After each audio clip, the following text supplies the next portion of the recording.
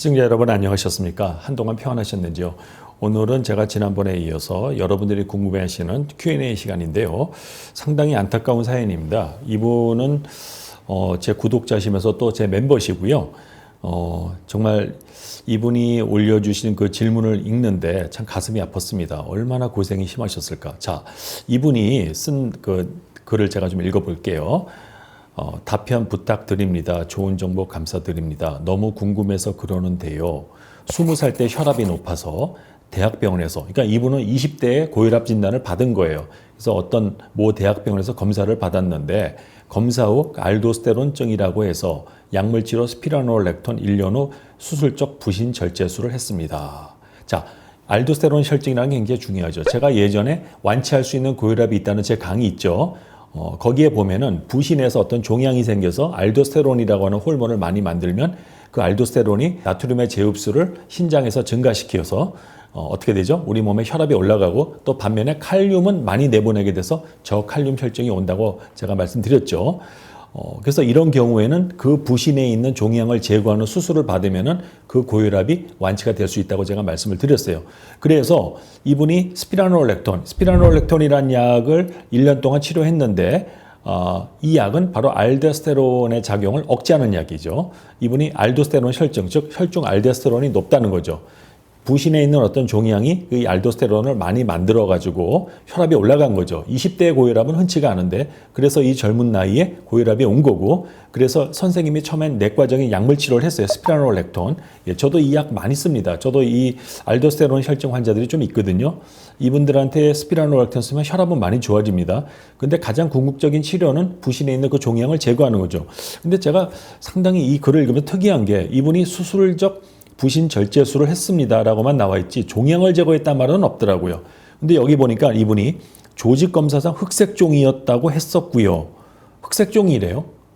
예, 이거 상당히 특이하죠. 그 후 한두 달 있다가 혈압과 맥박이 올라서 본태성 고혈압 약을 거의 4년 내지는 5년 정도를 먹었고요.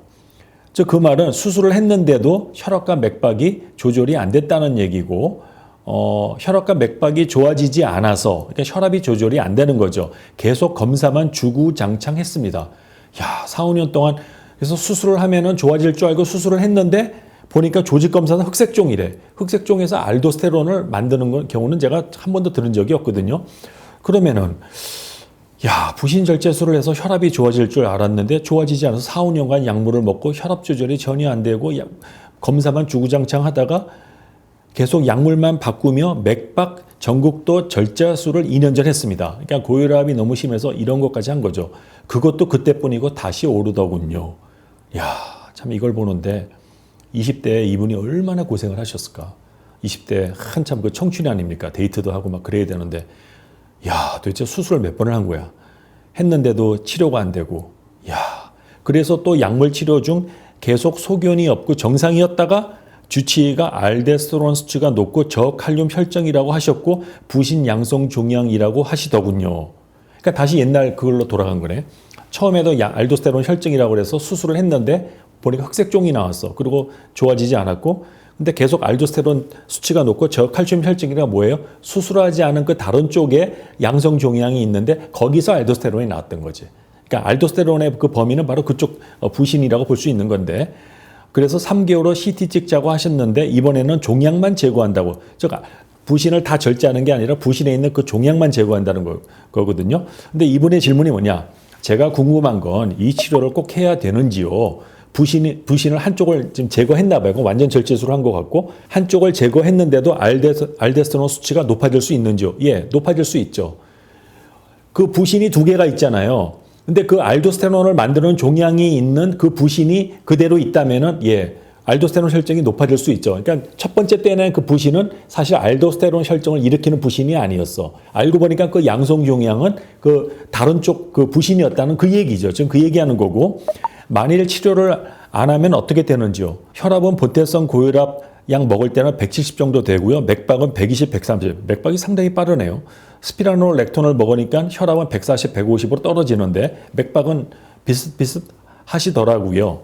주치의 교수님한테 물어보고 싶지만 팩트만 말씀해 주시고 답답해서 궁금합니다. 예, 제가 말씀드릴게요.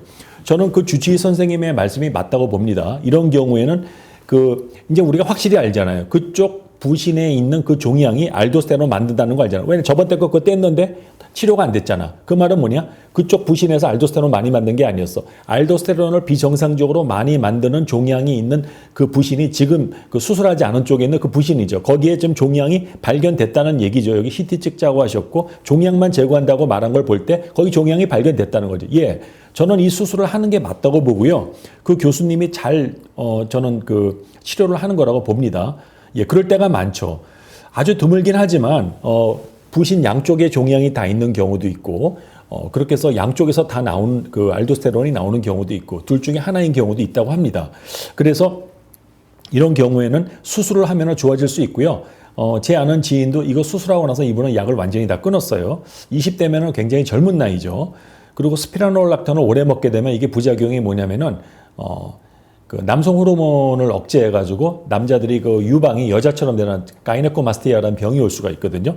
그래서 저 스피라놀락톤은 전 사실 남자들에게 많이 권하지는 않고요. 요즘에 에프랄리놀이라는 약이 또 나왔어요. 그 약은 그런 부작용이 적기 때문에 한번 주치의 선생님한테 말씀드려서 에피롤리논으로 전환하는 건 어떨까? 그러니까 수술하기 전까지만이라도. 왜냐면 20대면 한참 중요한 나이인데 잠깐만요. 근데 이분이 남자인지 여자인지 지금 그걸 모르겠네. 여자면은 상관이 없어요. 여자면 상관이 없습니다. 예, 남자일 경우에는 이제 스피노렉톤이 남성 호르몬 억제할 수 있다는 그 얘기고요. 그래서 저는 수술하는 게 저는 옳다고 보고요. 그 주치의 교수님께서 굉장히 실력 있으신 분이고 저는 잘 진단을 해서 가장 최선의 치료법을 제시했다고 저는 믿고 있습니다. 그래서 굉장히 훌륭하신 선생님 만난 거고요. 이 선생님 말씀대로 부신을 다 떼내지 말고 그 종양만 제거한다면은 상당히 좋은 결과가 올 거라고 저는 생각을 하고 있습니다. 예, 좀 더 자세한 내용은 주치의 선생님하고 상의하시고요.